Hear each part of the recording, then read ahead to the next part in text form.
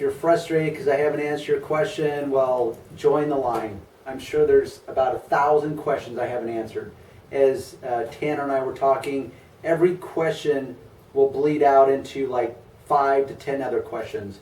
And then you start going down that road, and that bleeds out to 5 more questions, and then 5 more, and then 5 more. So every time, it's just an endless. I mean, it's just so much information, and that will overwhelm you. And that's why I say ultimately, just pick a damn polisher, just pick a damn polish or compound, and pick a pad. Don't overthink it, because you will be buying more. So the simple answer is go below any video I have. There's always going to be a link there. And I will recommend stuff that I personally or professionally use. Okay, that would be the most simple answer. When you click on that link, it goes to my website. On that website, read it. I've spent a lot of time trying to answer your questions on that page. So read the page. Then let's say there's a compound. You think, oh, I think I want to try that compound or that polish. You click on that link, and guess what opens up is a new window into Amazon. You go shopping. And by the way, you can fill that cart with anything you want. It doesn't have to be detail stuff. I still get a commission so long as you open up that first window at my website. You don't have to keep opening up windows. Just fill that cart. You can open up other windows, but just copy and paste it or do a search, whatever. It's hard to explain, but anyhow. And if you use my links, I thank you very much.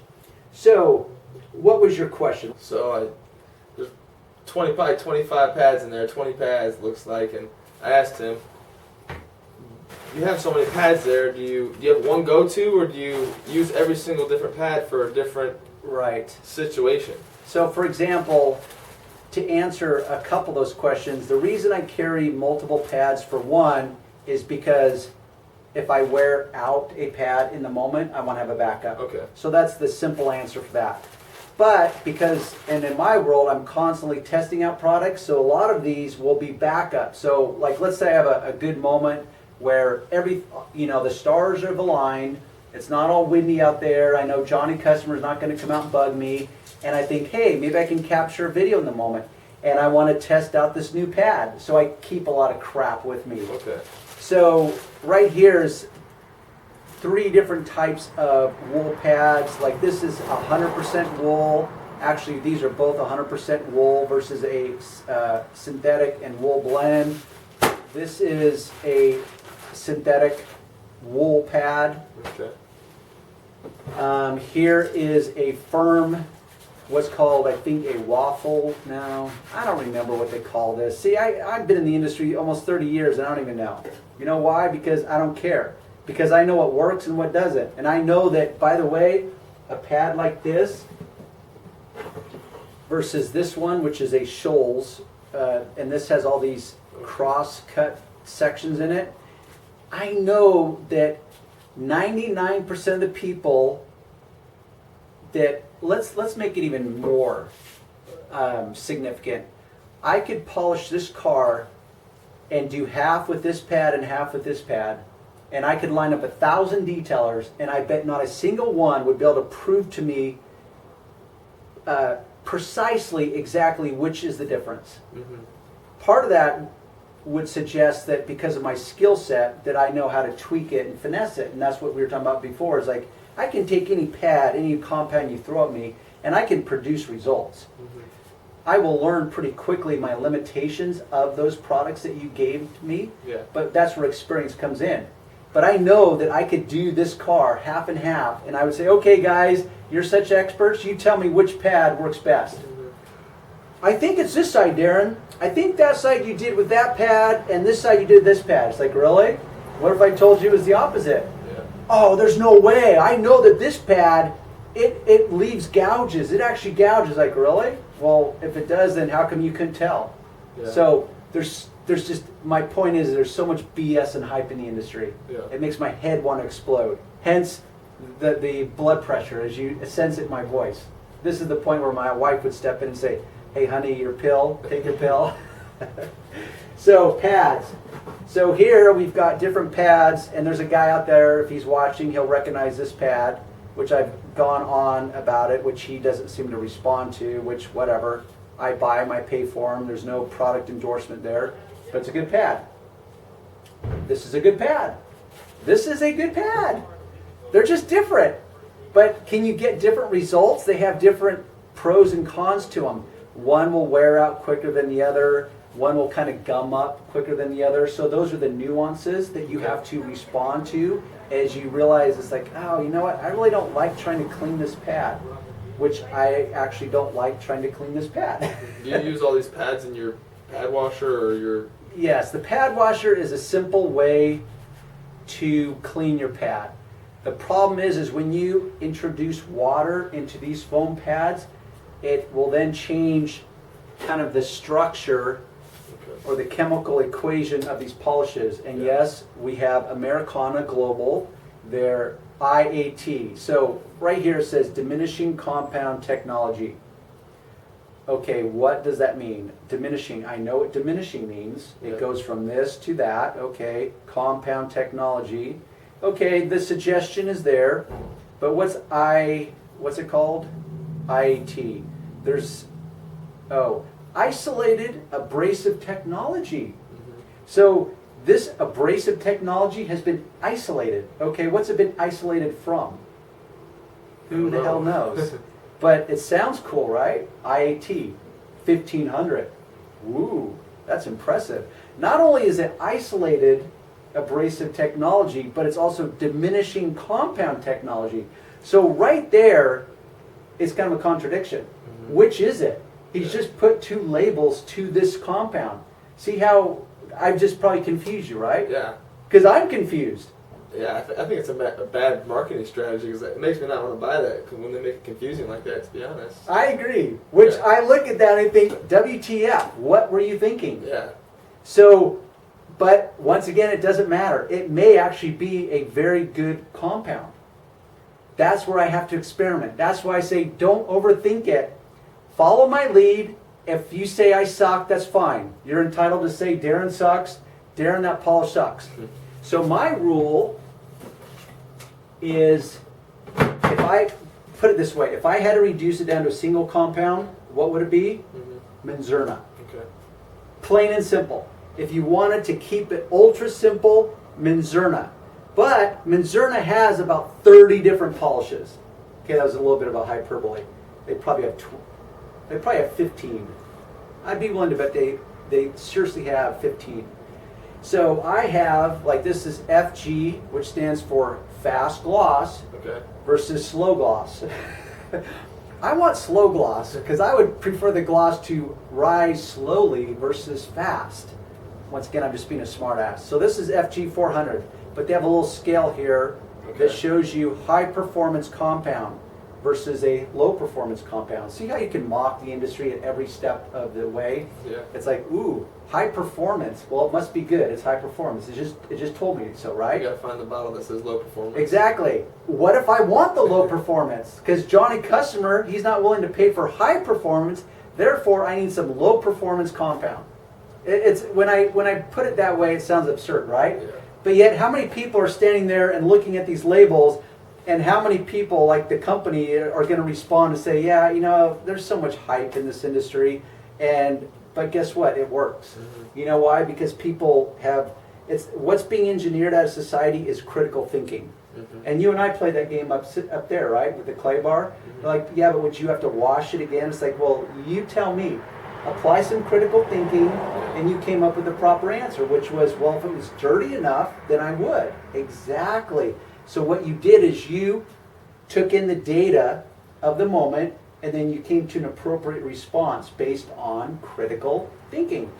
So, Menzerna, that, if you want to simplify it, guys, choose Menzerna. You can find links on my website. But with that is I have 3 different, just in this box alone of my bag of tools, I have 3 different types of Menzerna. So I've got PF 2500. So if you see the scale, which is cool on Menzerna's part, is they reduce it down to a little scale. So heavy duty is on the far left, fine polishing on the right. So this resides right in the middle. Okay. This resides to the extreme left. This resides over to the far right. Okay. So this, once again, and check this out, they actually label it as a polish. Ooh, now they just change adjectives on us. Instead of high performance, then now this is superior, and this is, wait for it, actually, oh, I wonder why they put the German word up there. So this is high performance also, this is superior performance, and this is high performance. So, wow, Menzerna, you guys rock. So I do like that scale. That's a kind of a baseline as to starting out.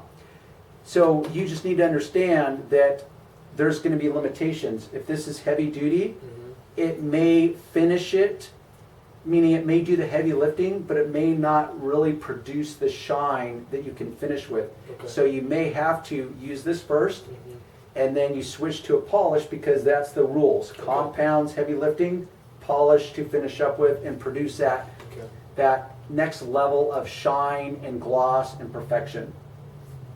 But I know that with this FG400, on probably 95% of the cars, I can do it all with this product right here. I just change speed, pressures, that type of stuff. And maybe I'll change pads. Like, for example, I can take this compound and I can start out with a wool pad and do a serious cut on it, and it's going to leave holograms. It definitely will leave holograms. But then I keep the same polish and I switch to a DA with a foam pad, same compound, and I can finish it to what my customer is going to look at and see or come to the conclusion that it looks like perfection. Okay. So it really can be simplified. So, but with that said, is I've got, you know, like here's ceramics polish, D1 finishing polish. This is a glass polish by Griot's Garage. Here's Mcguire's Mirror Glaze 101 foam cut compound, which suggests that this is to be used with a foam pad. But heaven forbid if we actually slip and accidentally use it with a wool pad or a microfiber pad, it's like, oh my gosh, I'm going to wreck the paint. No, you won't. So you can tweak it any way you want. But once again, the rules, start by reading the label, see what the manufacturer recommends. And then you just tweak it and experiment.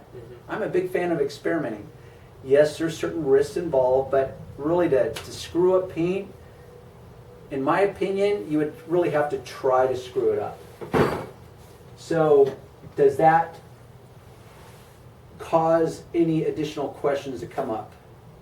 No. I mean, has this actually helped, or is it, do you think you'll go away more confused than you were before? No, I'm definitely more informed. Okay. Yeah, good. Especially with going through the compounds. Okay. And then explaining the wool pads, different pressure, different speeds. Okay. And yeah, I guess I have a question. At what certain point does the wool pad on that yellow machine get dangerous for the paint? I guess the simple answer, and this is what he's talking about, is the rotary polisher. Now the cool thing about current rotaries is that they can be dialed down all the way to 600 RPMs. That is really low.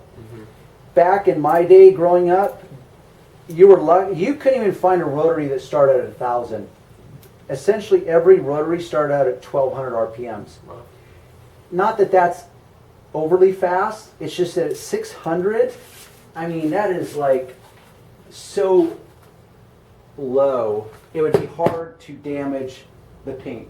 So let's take this FG400 and I'm going to polish this hood with this rotary. Now, as a rule, you apply the polish to the pad.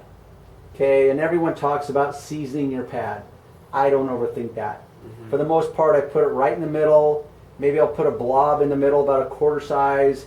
Maybe it kind of depends on the moment. Yeah. Am I really going to be getting into the full hood, or am I going to just do a little spot treatment? So all I've done, and this pad's completely dry, all I've done is put about 10 different little pea-sized drops on that.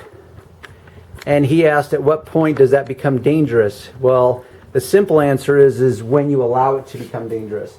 So if you are a beginner, you always start out with the least aggressive approach and advance forward from there.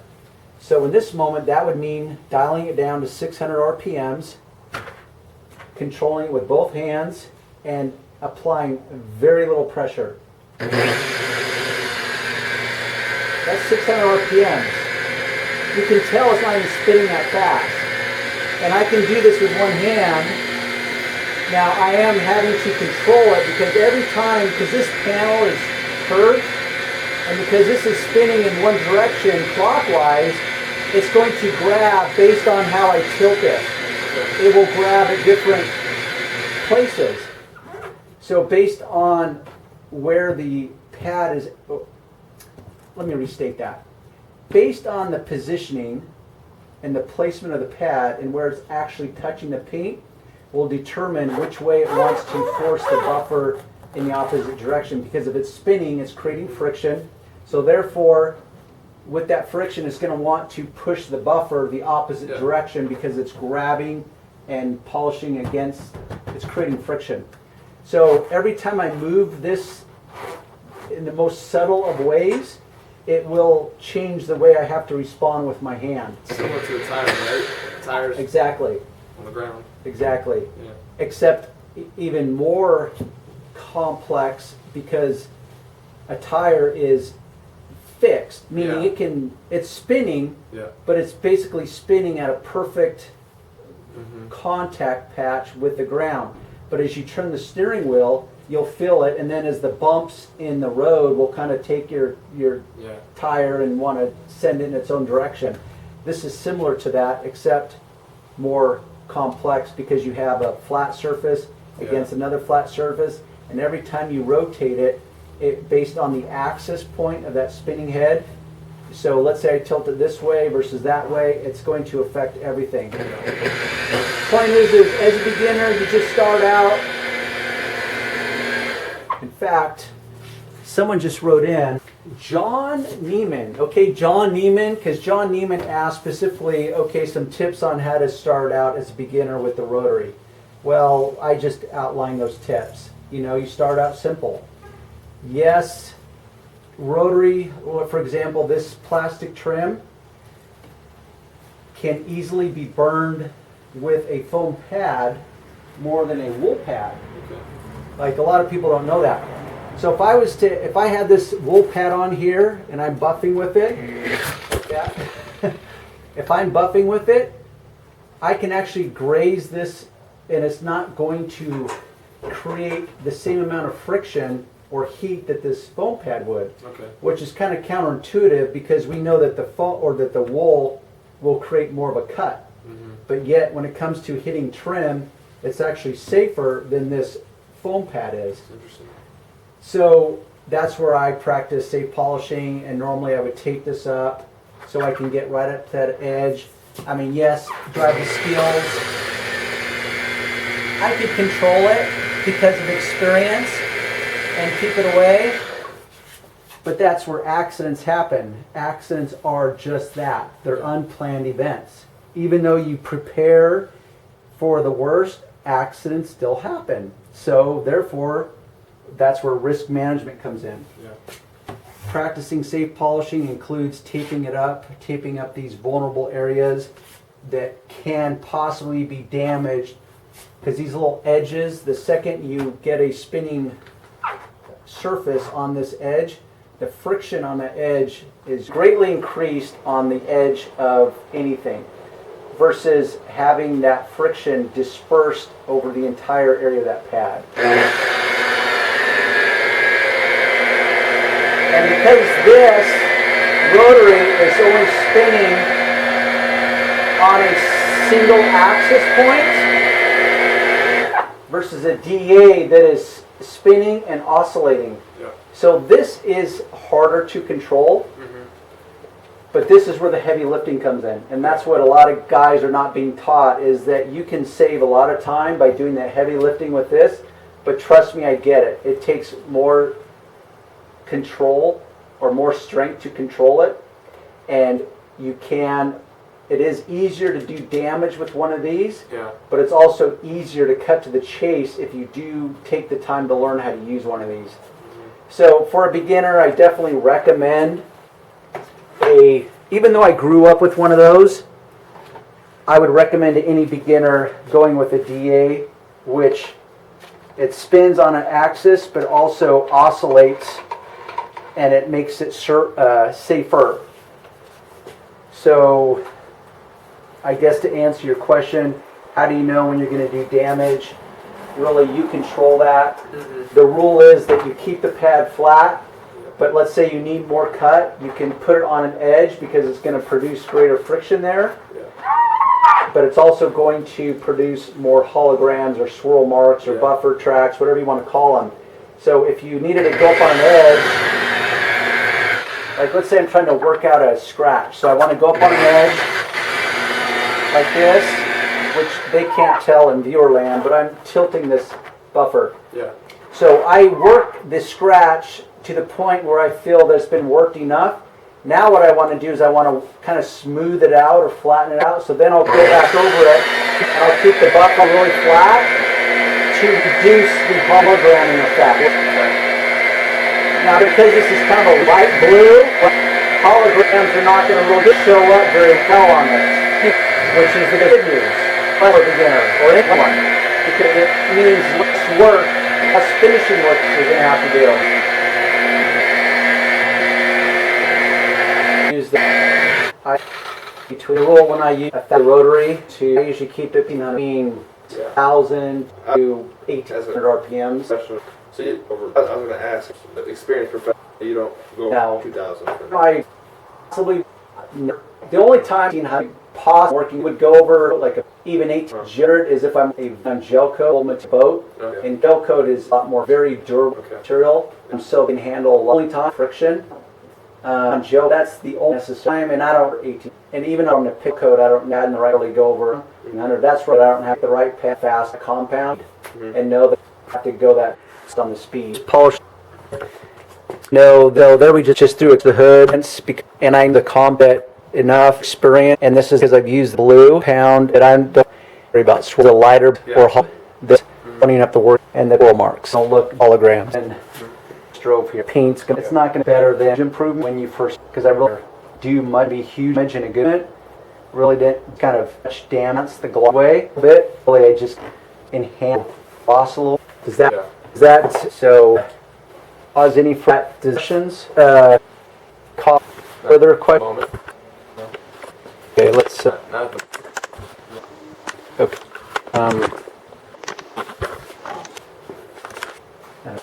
These ones flex on your website. They are. Okay. Is there no product? Can we cross that? Just on the polish page? I'll put the link below this. Our question is link below this video edited. Now that will large is when he determine it'll be in my time, because that constraint usually be. But it's like if you my website and if they're let's say you go to look up the website polish, you just look, because I have term. It's all been for car finished designing my website. I go and that's for you guys too. My website search. So you that's for you custom. There's a search box. You can specific web and it's in Monty specific site with that tire. So you just gonna turn like weight, polish, type in it. Let's say your car page will open and it will show you enter all the pop and then a pages open site. Do all this talk about possible polish on my. That's actually been on our polish. It's just different now. But it's been on there forever. It just looks different unless you look on there. It's kind of like watching a YouTube video. Really, the world how to watch a video, watching you, but they don't know that the world knows. Click on the show video, or that it will even know if you drop down the more, and there'll be all information there. They don't know box can search all this per channel. Know that you with that person's fine glass. So they're little really. Magnetically SAB icon, how to use it. They're not of it. necessarily just know how to find his video and features, watch it, and really how to find a video that adds, and then find out. probably get through that. How to export. So, hope you guys have learned along the way. See what happens. Hopefully, you can editing process, something else you will see in the process.